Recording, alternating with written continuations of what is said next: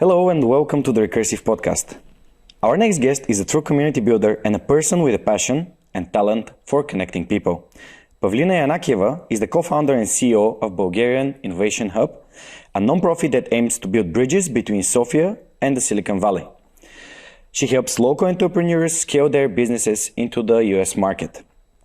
Before that, Pavlina gained her experience in sales, marketing and network development at the largest US Telecoms, and she also worked for Google pre-IPO. Pavlina has a degree in business administration from San Jose State University in California, and she has specialized in entrepreneurship and product management at Stanford and Berkeley. Pavlina, welcome to the Recursive podcast. Thank you, Georgi. It's a pleasure to be here and a true honor. Thank you for having me. Thank you for all you're doing in the last few years for the local entrepreneurial ecosystem, but we'll dig into this during our conversation. Something that came to mind and having this thorough research and having prior conversations with you was the entrepreneurial spark that was probably lighted by your grandfather. So in the early ages, would you share what kind of values were coming from a person that was doing this very hard at that time during communist times entrepreneurship to a kid who is admiring his grandparents?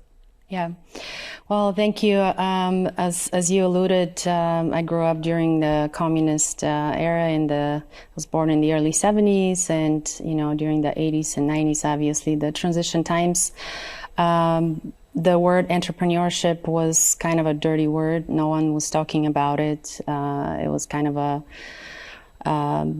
bad thing to be an entrepreneur. Nobody really could be one, a true one. But as you mentioned, I had a lot of inspiration in my life. My grandfather on the maternal side, he was an insurance agent.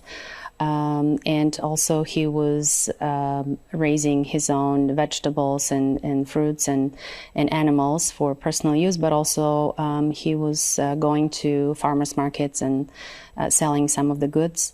As an insurance agent, he would travel to some of the nearby small villages and talk to families, convince them to sign up for insurance, etc. So to me, that was the first introduction to entrepreneurship. Another thing that I just remember, he also was like a natural healer. He would actually, when I was a child, we would go in the forest and pick herbs like fresh thyme, also like lipov chai,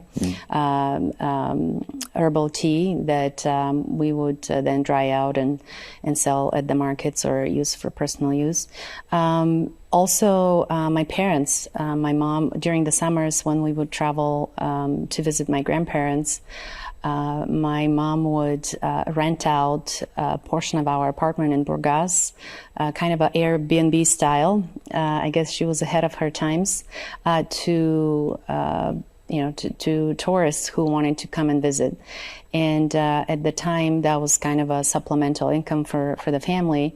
But when I reflect back now, that was pure entrepreneurial endeavor.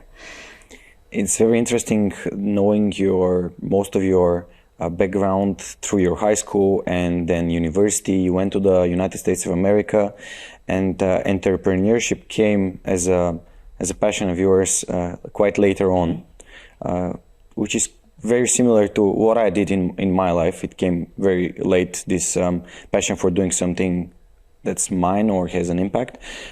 You moved accidentally to the States visiting, and then continued your education. In the info, we mentioned that you took part in Berkeley and Stanford, which are amazing institutions, and people here, like students, are really dreaming about studying in these universities. Can you share a bit more how these courses supplemented your entrepreneurial drive, and what led you into entrepreneurship and this battle of the startups and scale-ups, and then building an ecosystem here in the region? Well, as you mentioned, Stanford and UC Berkeley, University of California in Berkeley, in California, those two institutions are like the pillars of education, obviously higher education in the U.S. and the world. And what makes them really amazing as an institutions is the fact that they very successfully incorporate practical knowledge into the classroom learning by also bringing and exposing students to real life examples, real life entrepreneurial heroes. I remember taking classes in Stanford as part of their continuing education program. One of the course was called Silicon Valley, something about the journey of Silicon Valley entrepreneurs, and we had every single night we had visitors such as Bill Draper, the whole Draper family actually, Tim and Adam and Bill Draper coming on stage like in the auditorium like here, much larger, and sharing their journey. 3 generations entrepreneurs right in front of you. It's super powerful.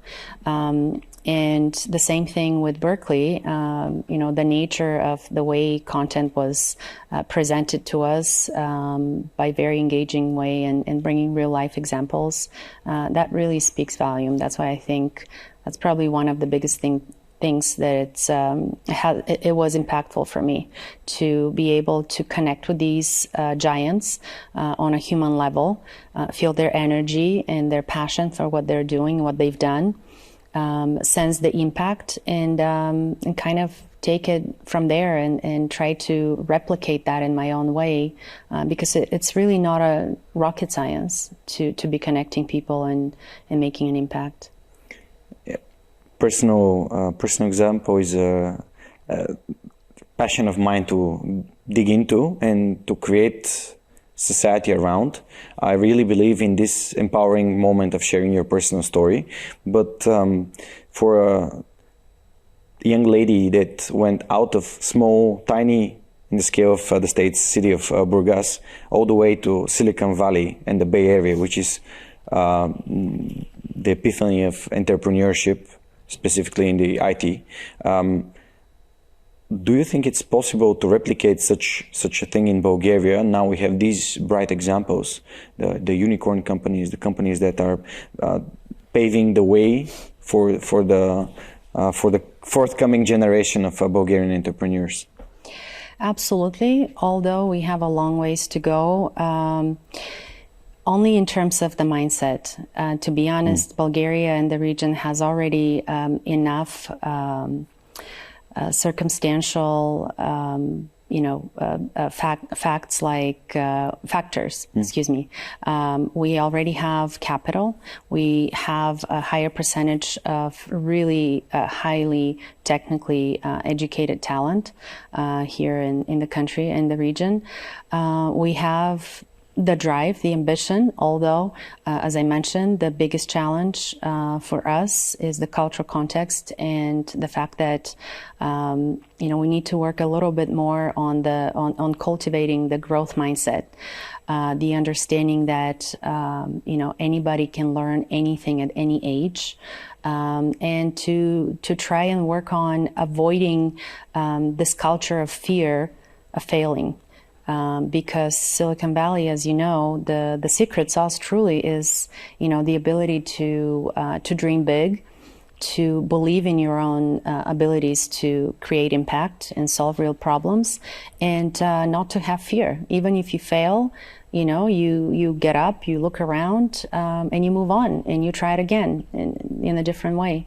So if we can, as a nation, as a region as well, I know we have a lot of historical, geopolitical factors that are pressing on that culture, but if we can, obviously BIH is working hard on cultivating that mindset, but if we can find it in ourselves, you guys, the younger generations, to lead the way, to overcome these fears and embrace that mindset that we can be as good as the American counterparts or the German counterparts.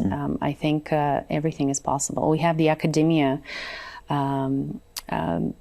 resources here, especially now with Insight and more people like Martin Vechev and others. So, there's no reason why we shouldn't. So you would say that Bulgarian, I would probably spread it out a bit, Southeastern Europe people are totally capable of having the success that the people, their counterparts in the States have. Absolutely. Just need to be more, let's say have a better self-esteem. Confident. Yeah. In our previous conversations, I have mentioned that when I got to the U.S. about 30 years ago, I was expecting to see something, a nation of these superhumans that we watch in movies and we hear about them or read in magazines and books. And then what happened was, reality was that there are all these people, normal people, looking like us, walking and talking like us, just a different language. There's nothing superior about them. The biggest difference was the fact that people just smiled more and they were more confident, and that's it. And they were raised in that culture of you can do anything you want, and you can do anything you put your mind on. You were part of one of the most recognizable tech giant in the world, of course, Google. And before it was publicly offered, which means that there was this small team. Did working in such an environment help you realize this, that people out there are just a bit more positive and believe in themselves a bit more than us here in eastern part of Europe? Yes, so from my early career days, I started working in large technology companies, and as you mentioned, Google was one of them. And very early on, I noticed, one big difference. People were very open to trying things and to collaborating, to share ideas. There was a lack of hierarchy, if I can say that. While here I can still see that, there's still kind of a tiered level of leadership or management, or in more the traditional businesses, the manager, the boss, the owner, then everybody's below and they have their own roles and responsibilities. But in Google, what I really enjoyed in Google and then the other companies that I've worked is the fact that you can sit at the table with your superiors, either as your VP or even the CEO of the company, and you can feel comfortable to express your own opinion without the fear of being fired. Of course, you have to be respectful and within limits, but you can still be your own self and, not have to worry about, being judged, of course, within certain limitations. Mm-hmm. So because out there in Google, you were working with people and helping them find best talent linguistically about the project that we were working in. Do you think that you had the talent for connecting people back then, or how do you develop this talent? Because Bulgarian Innovation Hub, I guess Hub is there for a reason, to make it possible for more people to collaborate, work together, mentor each other, pay forward, and get better as a ecosystem. So can you track back where this connecting people came from? Yeah, absolutely. I think it came early on in my childhood and my youth, pre-USA, I should say, but it developed stronger in the US by observing and also by my, reflecting on my personal experience. I got the most help and, a mentorship from strangers, people who've never, whom I've just recently met, because they were just open to help someone who was looking for, a resource or advice, etc. But early on here, I developed that because I've always been this social, outgoing person who wanted to be part of the group, who naturally I will go outside to play and, gather friends around. But like I said, in the US, it was more of further development of those qualities, I guess. I was busy climbing the corporate ladder and establishing myself as a new immigrant, so I wasn't really spending much time on reflection. But I know that, by being part of these large teams, by learning from some of the best people in the industry, I was able to, take on as much as I can in order to, put myself on a different track. But to kind of answer your question and summarize my answer is that one of the biggest gratitudes in life that I get is by not just connecting people to anyone, but creating meaningful connections in relationships for myself, but more so for others. And I think that shows in my work with BIH. I love the example that you gave me in our previous conversation about this lovely lady from Lithuania, was it? Yeah. Which was a bit older than the usual recruitment range that you were aiming at. Yet she was so thankful to what you provided her with this opportunity. She was sending gifts, which is, it shows that business starts with people, and people care about being helped. And hopefully this is paying forward, because you always say, hey, I was helped by a person when I was struggling and looking for a job. And let's pay the next me coming down the lane from Lithuania or anywhere in the world, actually, which is amazing.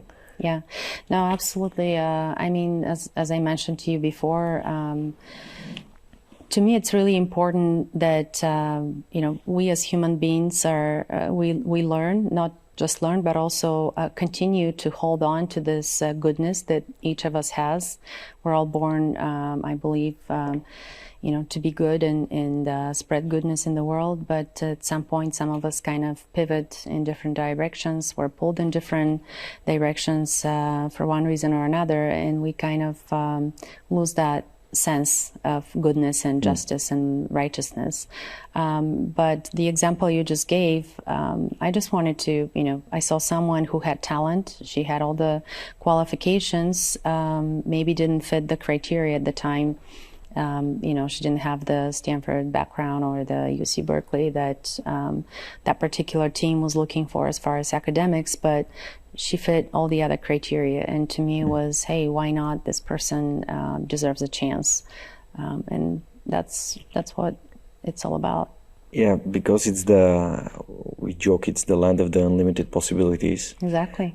So one of the things is that it's not only about giving a chance to someone, it's about the proactivity of, I don't have these academic criteria, but I can apply, I can shoot my CV in, doesn't matter if they're going to come back to me or not, I want to try, which is part of being confident enough. I'm not losing anything. Let's go. And this is a quick forward to my next question about the failure rate and how do people in the States and in this huge market perceive failure. Do you see any cultural differences in this? How people in the States say, "Hey, it didn't work out this time. I'll try again." Yeah. And here in Bulgaria, you're like demolished by my friends. What would they say now? One of the things that I love about the American culture is the fact that people don't really care who thinks what about them. The sense of independence and self-worth are so strong that people are just,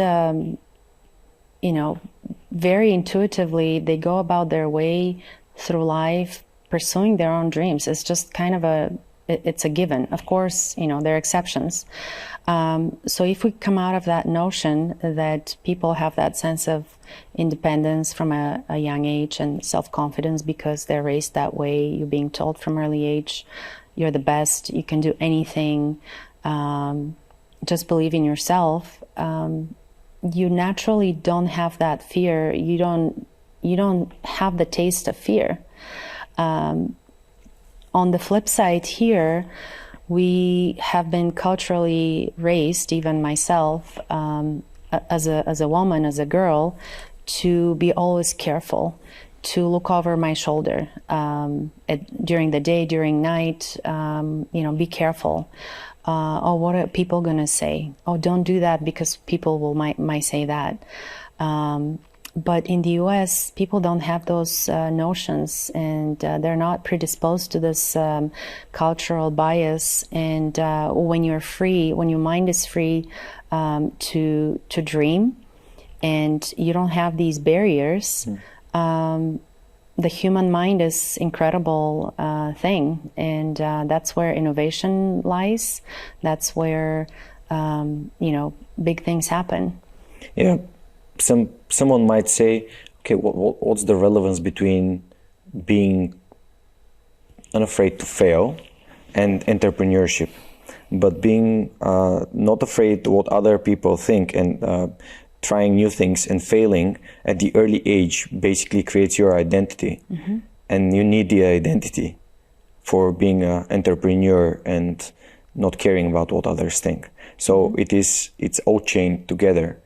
And having this growth mindset and these biases, understanding, having the awareness, okay, I'm limited, I care about what others say, why should I? Or visiting someone that you can talk to and say, do you see any limitations in my perceived approach towards solving such a huge problem that I'm aiming at? And this is something that comes from really early age.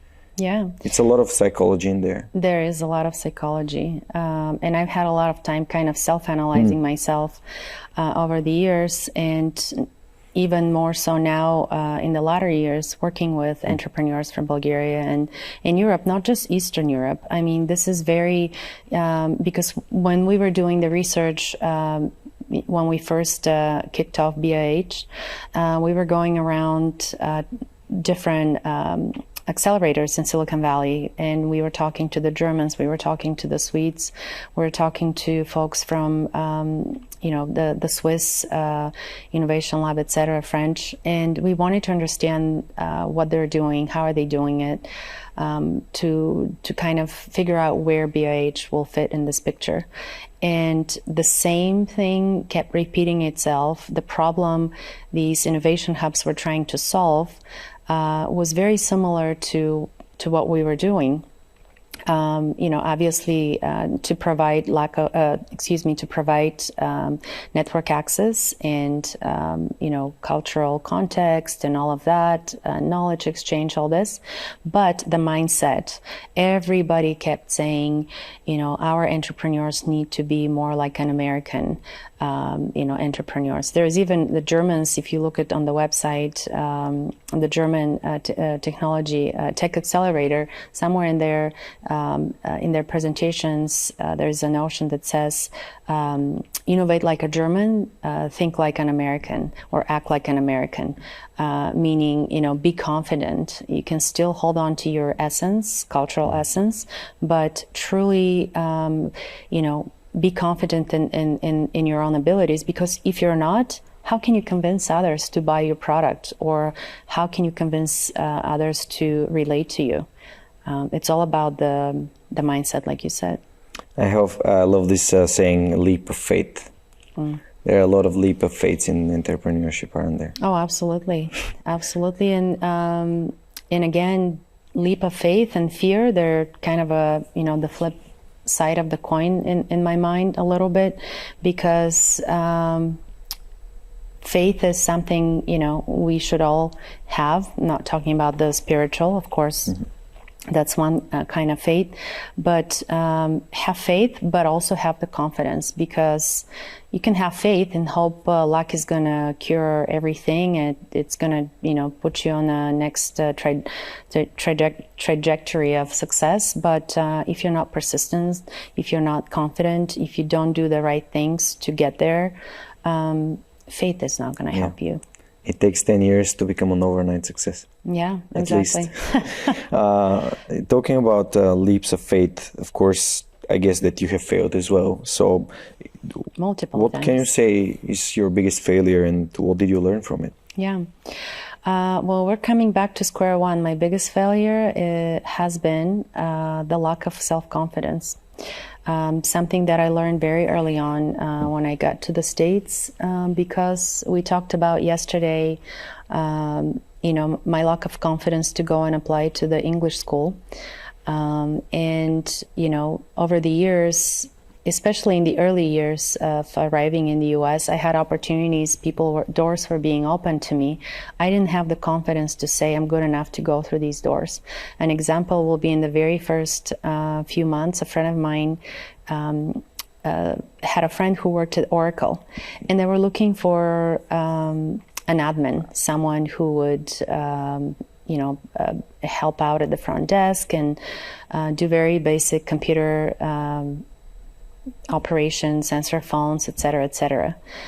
I was so nervous and like I had zero confidence that I can do that, right? I had some technology skills, but at that time, coming from Bulgaria at 20 years old, yes, I studied programming in high school, but I didn't have much knowledge of the Office suite, and so to me, I didn't even apply for the job. I was told, hey, just send your resume, and my friend is going to try and get you an interview. I mean, you speak other languages. Oracle is a global company. I didn't even apply. I had few of those examples over the years where I was the bottleneck. I stopped myself and I said, I'm not good enough. I'm not going to pursue this opportunity. Looking back, that fear to me was the biggest failure, the fear of even trying. So that's why now I'm so passionate about drilling, the people that I work with, the entrepreneurs and people that I meet in everyday life, or, sometimes when I mentor high school kids or younger, kids of friends, I always push them on that. You gotta believe in yourself. You can't let fear win.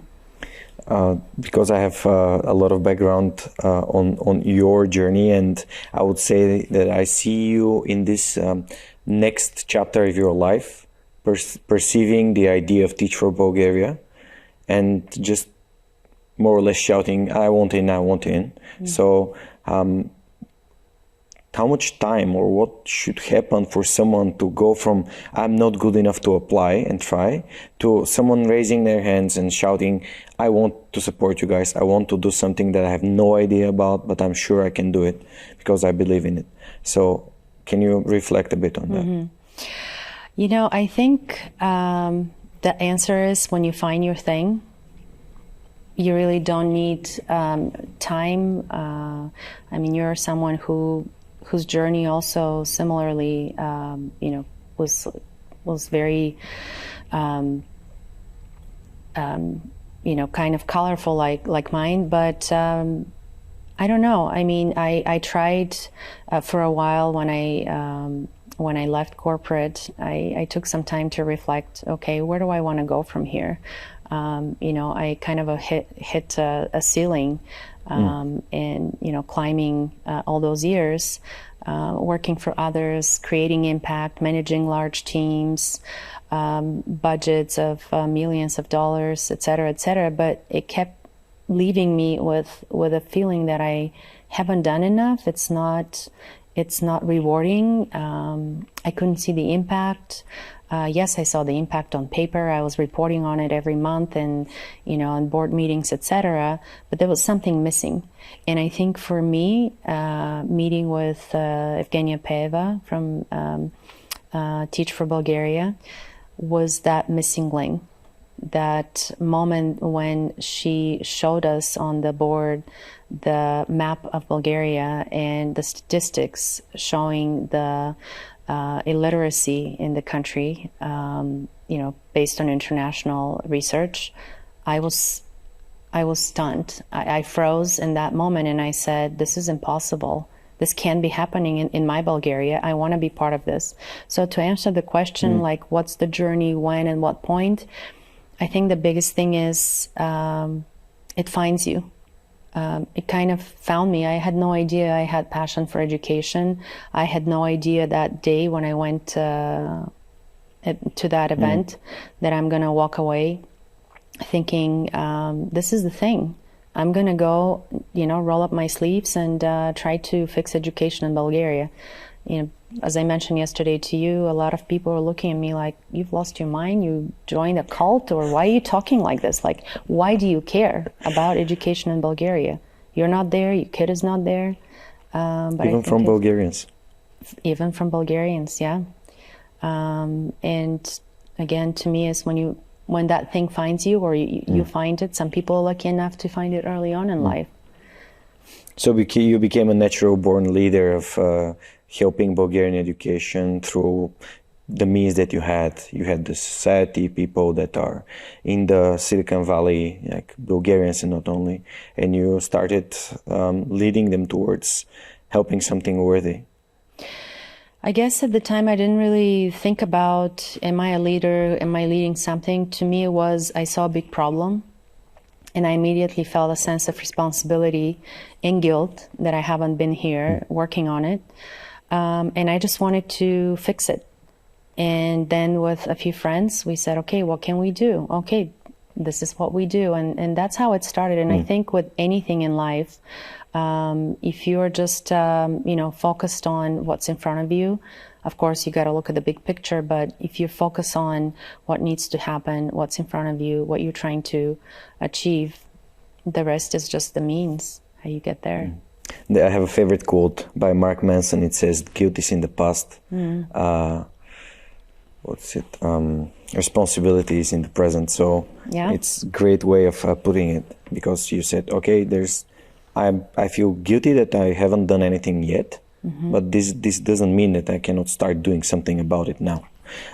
Did this journey lead you into Bulgarian Innovation Hub? Do you think that it drove you closer to the ecosystem and helped you meet wonderful people that were doing this solo entrepreneurship in the end of 2010s and beginning of the next decade? Absolutely. So I always bring up Teach for Bulgaria in my introductions when I talk about BIH and my journey, because I think that kind of opened up that whole, I don't want to call it can of, actually it was like the magic jar, the jar of magic. Because through my work with Teach for Bulgaria, I started meeting amazing people who were doing amazing things. I started learning what other organizations and people here in the homeland are doing, people that I've never heard of, people that I've read in magazines. One of my favorite things used to be when I would come back to Bulgaria from the airport or the very first news stand, I will go and I'll buy, the magazines, where I can read what's going on in the country, like it used to be Capital and, Forbes, but in the older days there were other publications, because I wanted to know what I've missed. And so going back to, yes, your question, definitely Teach for Bulgaria opened up my horizon to the entrepreneurial opportunities. This is how I met more or less, I got closer to my co-founders, both Bogomil Balkansky and Vasil Terziev, because they were already, about the same time, they were engaged as well with Teach for Bulgaria, which I had no idea.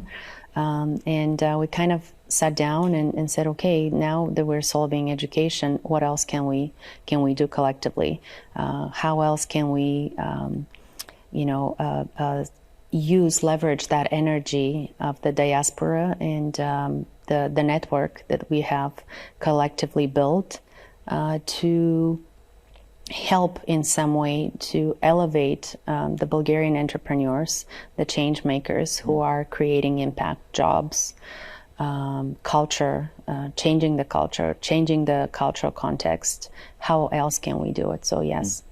Talking about changing culture, one of the co-founders is Ivan Dimov, who is so responsible and actively participating in growing of this diversity and to accept others, different people from with different ways of looking at life. So you are an amazing bunch of four great people, and thank you very much for what you're doing for Bulgaria.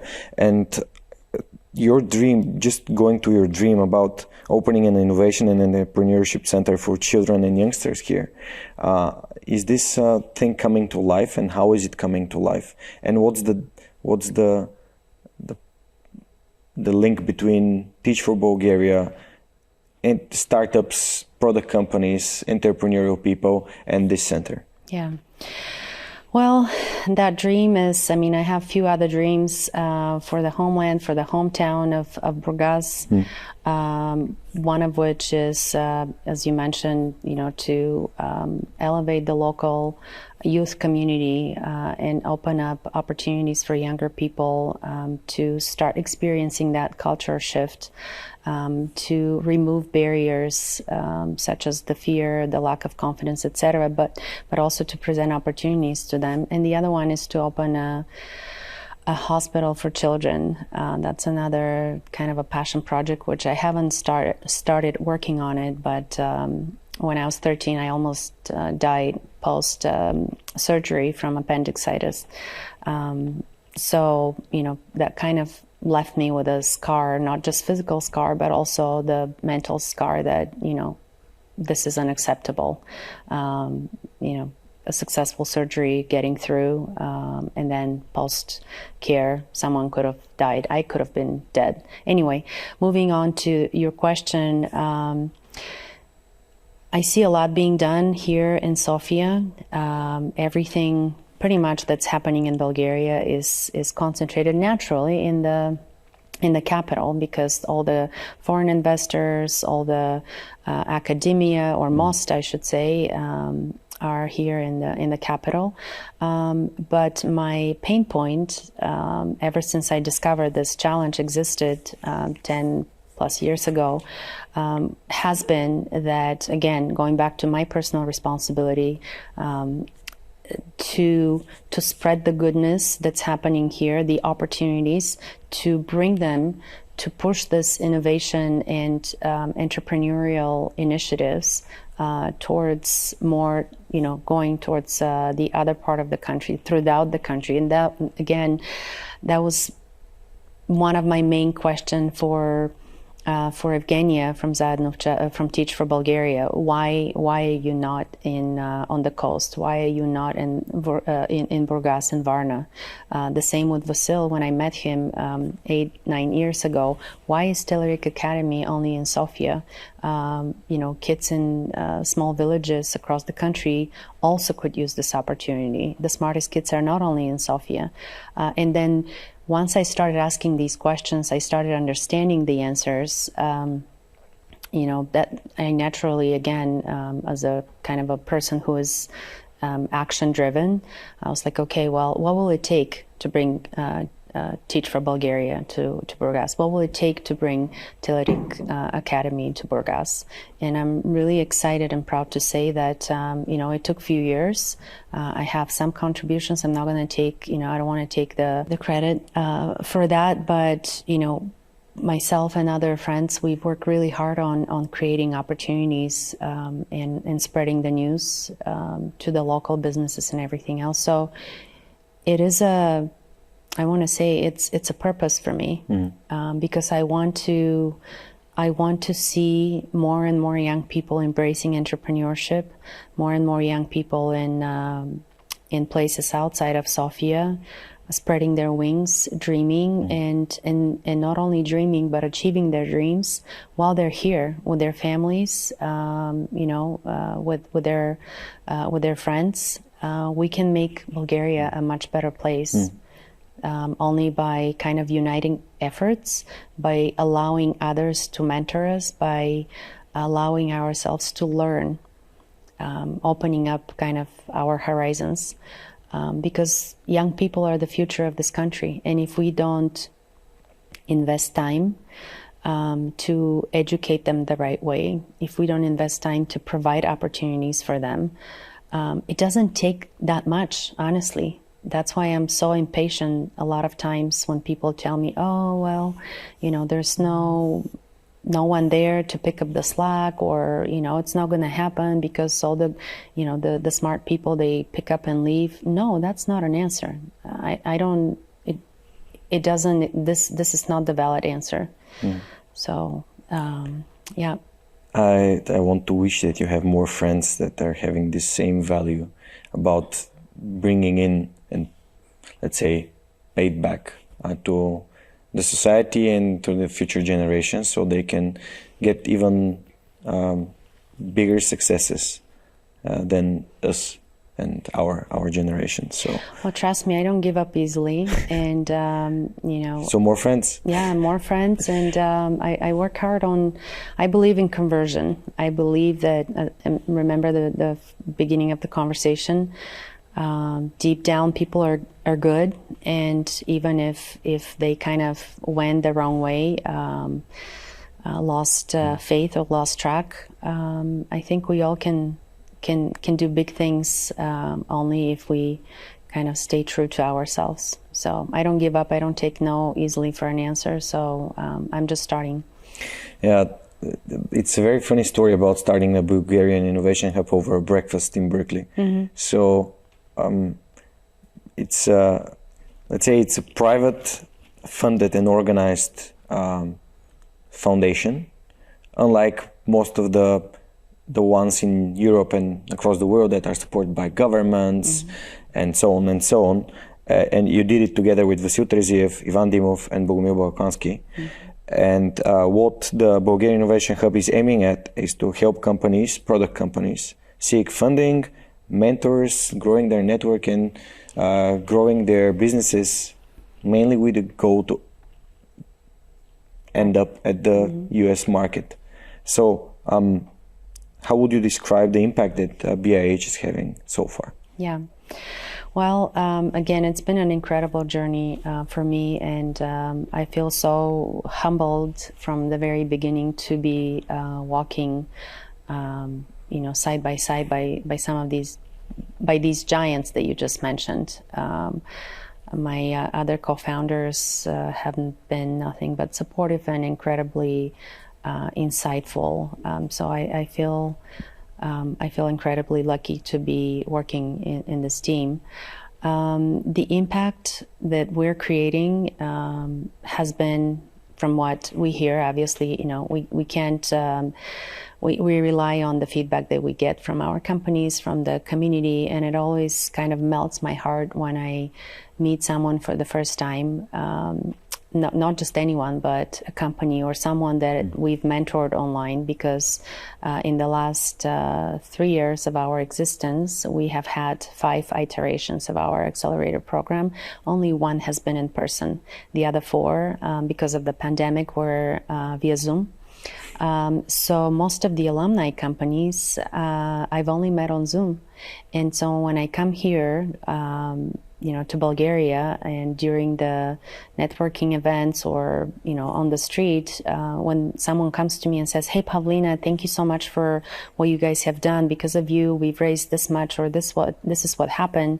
This is has been the biggest reward for me. But to answer the question, in the 3 years of existence, we've managed, as I mentioned, to help somewhat 40 companies. We have 40 companies that participated in our accelerator program, and fraction, just a handful of them, because we measure impact a year after a company participates in the program. So if you think about that, and the results that I will share with you shortly, are a handful of companies, about 7, 8, 10 max companies out of the 40 have been successful in raising over close to $40 million, creating 900 jobs in the U.S., well, primarily here in Bulgaria, in the U.S., and increase their client base by close to 10,000 clients. I mean, revenue growth, etc.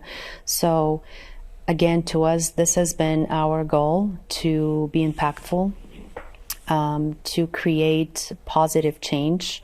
And the reason why we decided to work with these, technology companies is because we believe in the power of technology and entrepreneurship to scale, the positive change economically and socially, so that there are better communities, there are higher paid jobs, more opportunities for families, standard of living is higher, education is higher, higher in terms of quality. So I have to say I'm proud of what we've done. We are just starting. We have a lot of work ahead of us.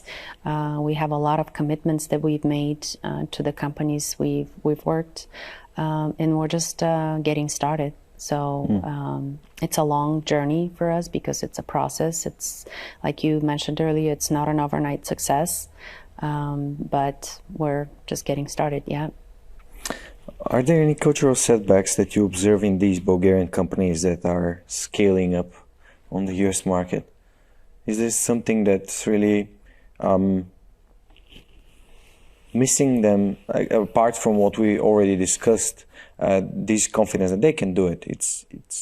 These are companies that are already having funding, so they have already the solution, the traction, and they're just scaling in this famous, let's say, and favorite for everyone market. Yeah.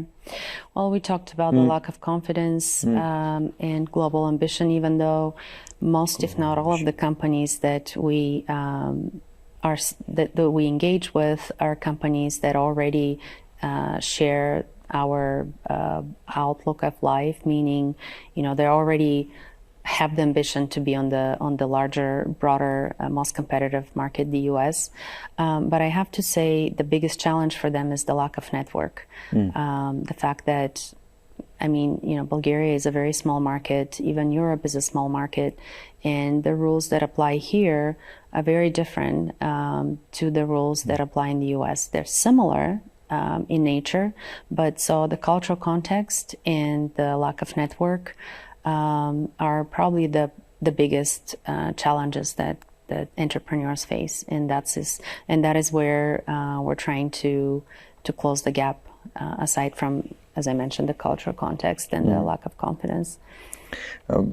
I know that talking about network, I know that you mentioned this amazing person, Franklin Pitch Johnson, and also Bogi Balkansky, who is part of Sequoia, which is a grandiose VC. Can you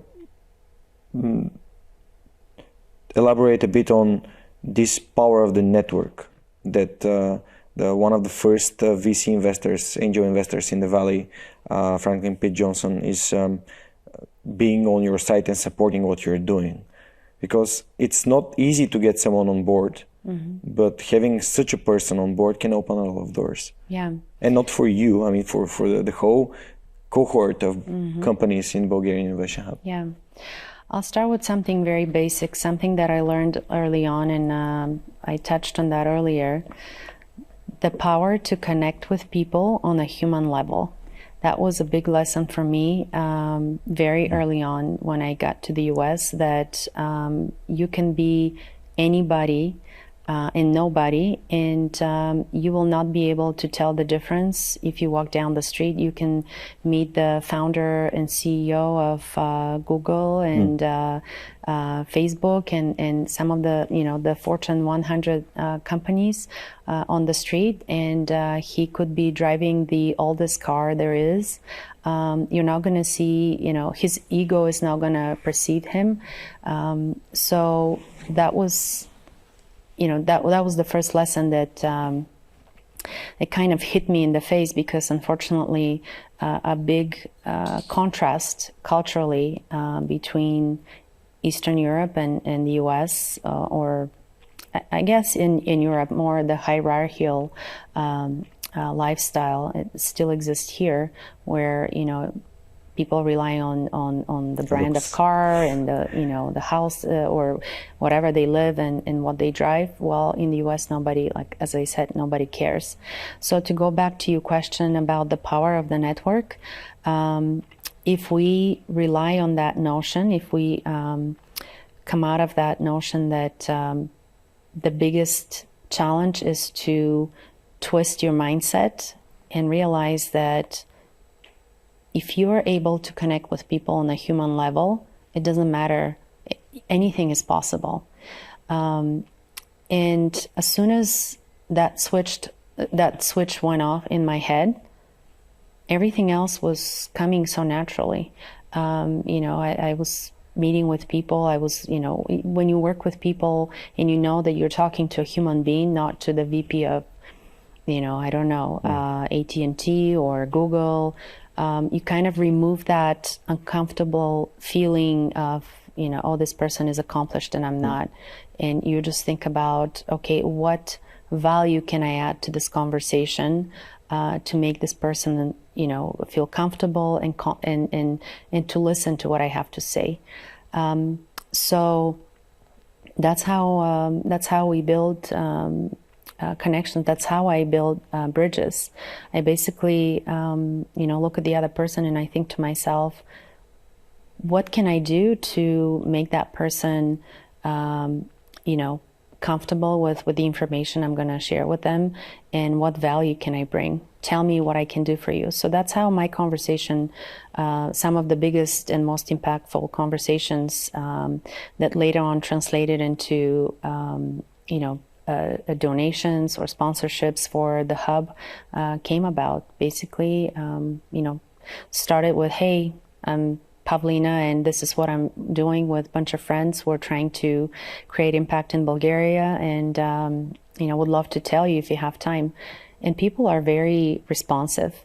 As you probably know, America is the market of early adopters, right? That's why it's the largest market, because Americans are more experimental.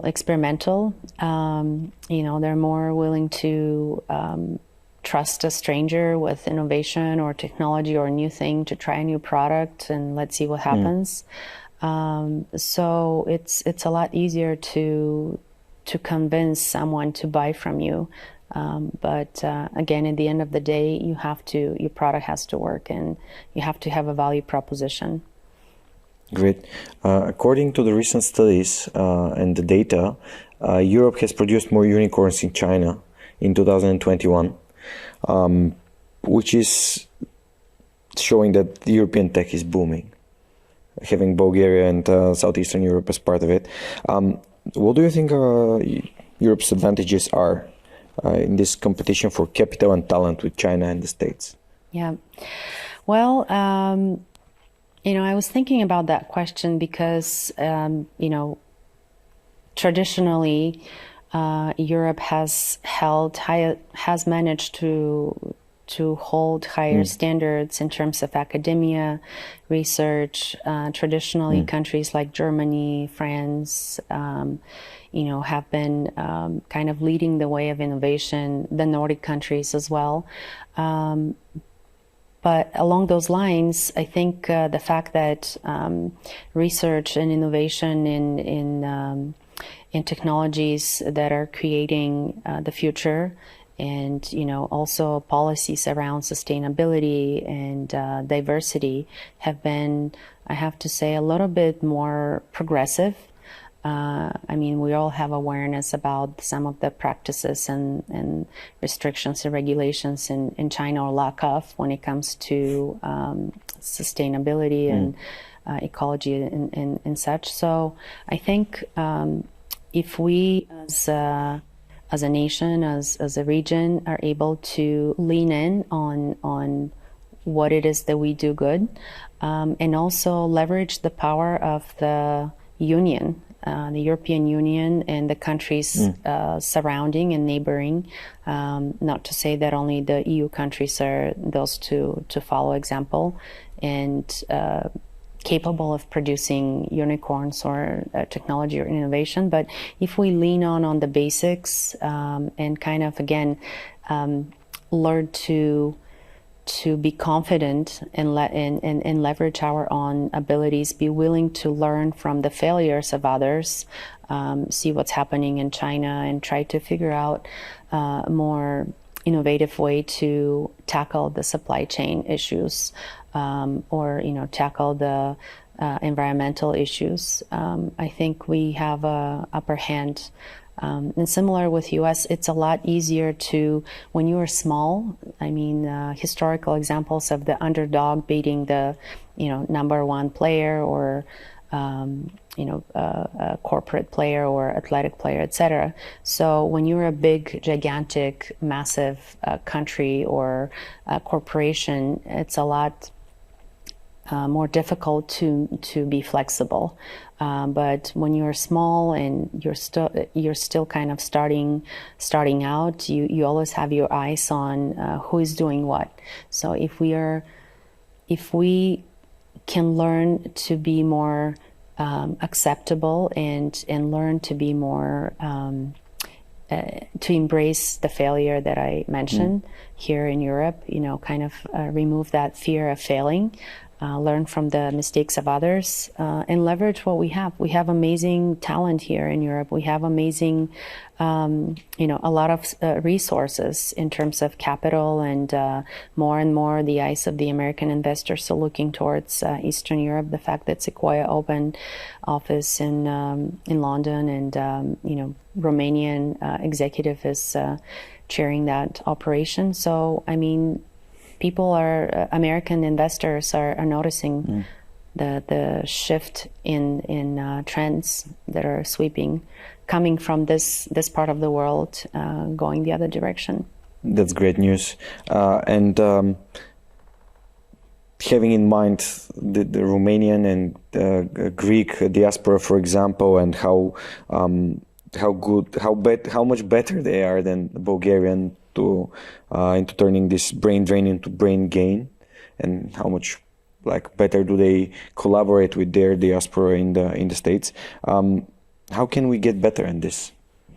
I'm smiling because this is another personal challenge that I have embraced and kind of taken to heart, because having lived far away from home for such a long time, having experienced the challenges of what it is to build your network one person at the time, not having a mentor, not having a family member to guide me along my path, and observing how other communities are helping each other, and they're supporting each other and sharing knowledge from professional to personal, etc. I've always wonder, why cannot we as Bulgarians be doing the same thing? So when I finally reached the point where I realized that, hey, I can do something about this. I don't have to, have all these pedigree and be someone bigger than I am to be making a difference. I realized that we can do something about it. And so my personal call to action to myself and others, especially Bulgarians abroad, friends and family know, but I'm talking about on a broader scale, people that I've never met, is always giving them a challenge, a personal challenge, throw a challenge. Hey, what can you do today to make a difference in your hometown in Bulgaria, but even more, take it a level deeper. As that saying goes, think global, act local. I truly believe that if, out of the 2 million Bulgarians that are roughly, right, that are living abroad, if everyone takes an hour, only an hour a day, to think about what is it that, what challenge can I solve? What can I do to make Bulgaria a better place? An hour a day, or an hour, I don't know, a week or a month. There's so many things. I mean, imagine the impact. There is only if one person, or 10% of these people that are outside of the country can sit down and think about, what can I do? If I connect Georgi to Ivan, who lives in New Jersey, and because Georgi needs help, trying to get to someone in a company that I just, finished working at, I mean, it's incredible. Why shouldn't we do that? Why shouldn't we follow the examples of the Indian community, for instance, in IT, or the Chinese community, who are holding hands? They're helping each other interviews, learning how to interview and get jobs at the tech giant companies. Why shouldn't we do that? So I think we have all the pre-existing factors. It's just a matter of people taking the personal responsibilities in doing that. Pavlina, thank you so much for all the efforts that you're putting into helping Bulgarian education that grows into entrepreneurship, that grows into improvement of the whole society and country. It has been 30 years outside of Bulgaria, but whatever you're doing is much more than what we sometimes hear people living their whole lives have done for the country. But I believe that with this personal example, we can get more people on board. Thank you for the opportunity to share my passion, my purpose, and my goals for my personal goals and the goals of Bulgaria Innovation Hub. I truly believe that we have a chance of building a better country, stronger ecosystem, and elevating Bulgaria to the global stage where we could stand right next to the Americans and the Indians and the other Western European leaders, and can say, hey, I'm making a difference. I'm solving real problems. So thanks for the opportunity to share my voice. And I'm really looking forward to building that ecosystem and the bridge together. Thank you, Georgi. Thank you so much. Thank you for being with us this week too. And we hope to see you again next week. In the next episode of the Recursive podcast, we meet with Dimitrios Kaltsas, co-founder and executive director of AI company Intelligentsia. But success, you're talking about milestones and KPIs. Couple of thoughts here. One, please. Is a moving postcode. Always as an entrepreneur, you think, if I get there, then, life will be so much easier. No, it keeps moving and growing for now. I don't know, maybe you reach some point where it's like, okay. But a milestones, and then to make it more specific, you need to have quantitative goals. You have, in my mind, for instance, to the extent that we can serve about 40% of the market, at least 40% of the market, I think that will be success. I do expect that other companies will emerge and do something similar to what we do. Right now, I think everyone who is in our place is not near to where we are. And if you are just as passionate about innovation as we are, hit subscribe for the Recursive podcast on YouTube or your favorite podcast platform. We're everywhere.